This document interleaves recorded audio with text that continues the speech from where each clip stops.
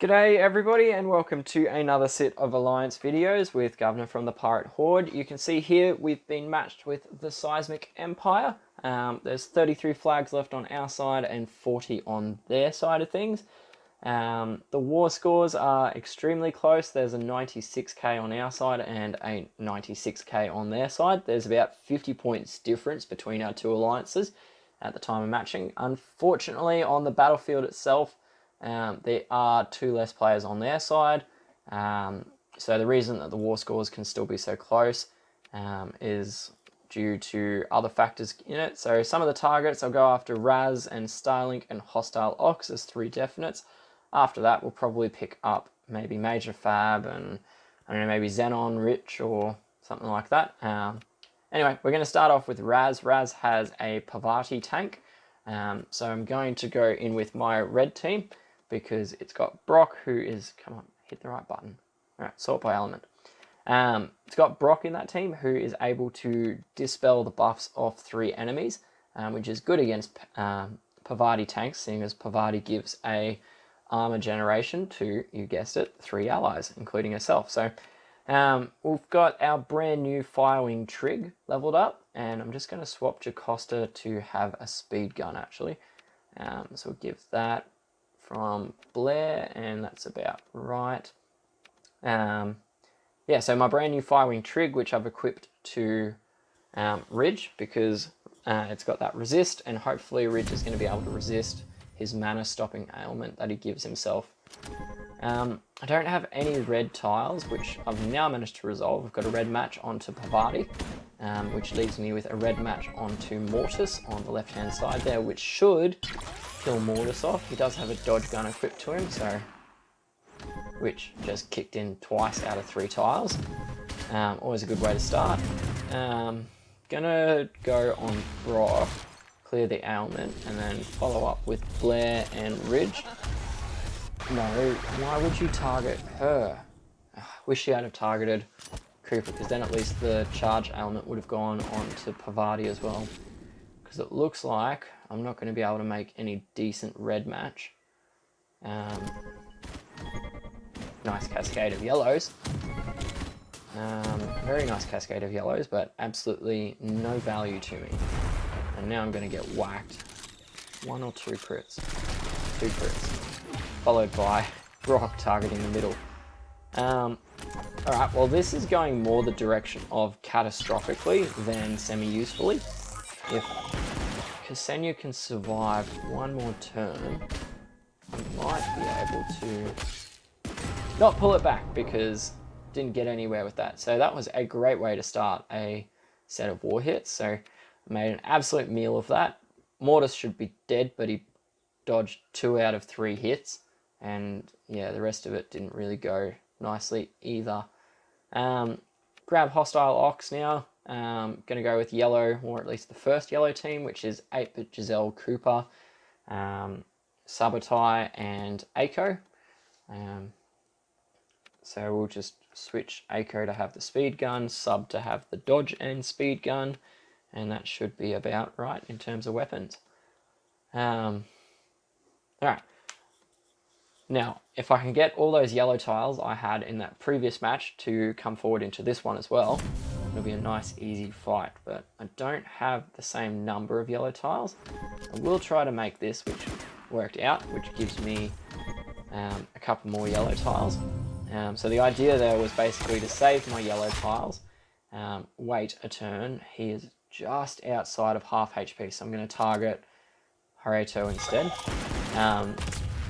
So I was looking very carefully there for the half or less than half HP to target with Cooper, because Cooper deals additional damage, and it's a crazy amount of additional damage if the target has less than half of the HP. So of the 2 there, Horde was, and Hairwear was a touch over the top of the limit. So just need some yellow tiles now. If I can get 1 more yellow match 3, this should be about over, but I'm struggling to pull any new yellow tiles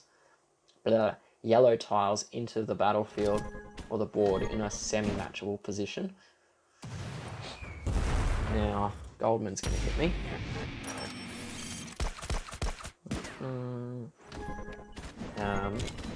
Right, so there we go. We've got a yellow match 3 that I can make now. And then that will charge only Cooper. Do I fire him? Let's risk it. He missed. Shouldn't have fired him. I really shouldn't have fired him because I could have waited a turn without any consequences. Alright.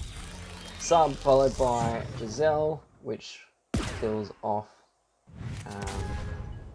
Goldman. And I'm running low on HP, but I've got a little bit of armor in stock, and this should finish the fight because 8-bit and Acro is a good combo. Excelente. Alright. Much better fight that time than the first attempt. So we'll move straight on to Star. He's got a Tremor tank, so I'm going to go in a little bit stronger than I probably need to, but I'm going to use my green team here.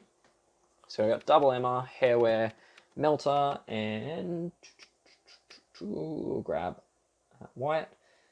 Wyatt can have the dodge gun, and then Hairwear can have the speed gun, because he is 36 and the slowest, I think. Yep, definitely the slowest.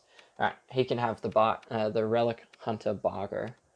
I think that's about it. So, any match 3 on Tremor there, and it should be game over for the tank, which is good. And no green matches, but I've got one now. Alright, so green match, and then I'll get rid of Tremor. Now I'm just looking to try and bring some more greens in, so I'll ghost these 3 up the middle, and then hope for another green match to come in, which I've got there. So we'll make that second green to a bit more of a better position. Wyatt, and then double Emma and Melter. Not ideal, but I can now get greens into an even better position, so I can now make a grenade, which is the perfect way to have it. So we'll put a charge block on the right hand side, waste a whole bunch of green tiles with 3 ghosts, sorry, a whole bunch more ghosted tiles at the middle than I needed. Heal, Hairwear on the left hand side, so now both sides are charge blocked. Fire away tiles wherever, and it doesn't really make a difference. So 6 more ghosted tiles means everyone's charged again, and then we'll go charge block on the right hand side, double Emma, and we'll use Melter as well because why not. Now we can cascade tiles around and fire off this match 4, and then now I just need a match 3 green, and we should be able to kill him with a single special skill, or maybe, yes, Melter's damage done the trick. Alright, nice fight, good tile flow, which is always a good way to play through a fight. Who is next? Rich, maybe. We'll go with Rich. Alright, so we're going to go our blue team, purple team, or secondary yellow. We'll go blue, seeing Shocker is right there. So we've got Shocker. I'll grab Face Off, Perla, Panzer, and then we'll grab Jackrabbit again. Or Bridget, Jackrabbit. We'll go Jackrabbit, extra damage, since I've already got 2 supporting heroes there. Face Off can have the speed gun, he's got the slowest charge there, and then everything else is pretty well right. The only one I think I did differently last time I used this team was to have the dodge gun on Jackrabbit, but he hardly got targeted anyway. So keep it on Perla, and hopefully it serves a bit of a purpose there. Only 1 blue match so far, which is a bit unideal, but I've now got a pretty good blue match there. Is it enough? Not enough to kill off Pika. So we'll just fire off a single tile there. I'm just going to hold 1 turn because Krampus is about to fire. I don't really want to waste my buffs. I'll just use that 1 just to give everyone a bit of health through the minions. Even though Krampus is going to steal them. Lost Jackrabbit, so I should have given him the dodge gun. And we'll whack them all with Senya. And then make our match 3 blue, which is giving a second match 3 blue, which is good, most of which is being ghosted, so quickly tap on Perla, match the next 3 blue tiles. Shocker, followed by Face Off, followed by Panzer. So Shocker was his second skill there, which was the defense down, hence why all the damage was a little bit more. And then we've got our blue match I can make here in the top left, or I'll just fire off all these green tiles actually, seeing as Krampus is about to charge his special skill anyway. Panzer, Shocker, Face Off, bang, bang, bang. Should be done. Except he evaded half of it. Alright, next turn, I can get him with tiles. There we go. Got him now. Alright, so there we go. Another one, done and done. So we are 4 flags down, 3 kills, 1 terrible flop on Raz there. Who's next? Maybe Storm. Maybe Xznon, he's got a Reviver. MajorFab. Sogard. Big Boss. Dato. Let's go with MajorFab, I think. There's a lot of healers in this team, so it could be a bit of a pain for some of my smaller allies. So we'll go with our old favourite of purple. So we've got Talon, who's got the Explosion, Bunny Hop, and Night Owl with the second Night Owl joining, and then Coyote. Coyote can have the dodge gun, and that's about right. Probably could have switched one of those weapons around. I made a mention earlier about how the 2 alliances managed to get matched even though there's 3 less flags on the battlefield, and have such close alliance scores. Essentially the rationale is that there are 3 main factors to the ally war score, which is the primary thing that's used to determine war matchups. So the alliance war score is a calculation of a couple different things. Getting a lot of blue tiles here, not a lot of purples. So the things that go into the ally war score are, first off, the power of the top 30 heroes for all players who are opted in. So that's the first thing. They also apply a bit more weighting in that calculation to the strongest 5 heroes. So the idea is that sort of approximates the power of defense teams by getting the 5 strongest, but then also approximates the depth of the participants in the fight.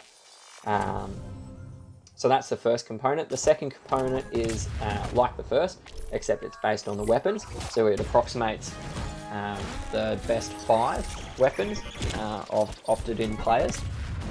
And then the final aspect is the war history component, so how well the team has been doing over their past wars. So the idea is there that it approximates how well the players perform, how well they coordinate and work together. So it's turning into a bit of a slog because I'm not getting a lot of joy and I'm getting a lot of skill or silence in there. So yeah, so basically how it can be matched up, even though we have 2 more players who are opted in, well, one explanation is that, you know, they have a lot more depth and a lot more hero power than all of our players. So we do in the Horde have some smaller members who are not as developed as some of the other members in top alliances. It's just the way it is, it's just a fact. So that's one thing that could have caused it.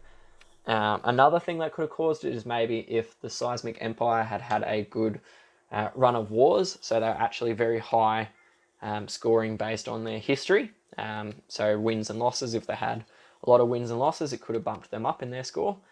We've come off the back of a couple disappointing losses, a couple that were quite large in the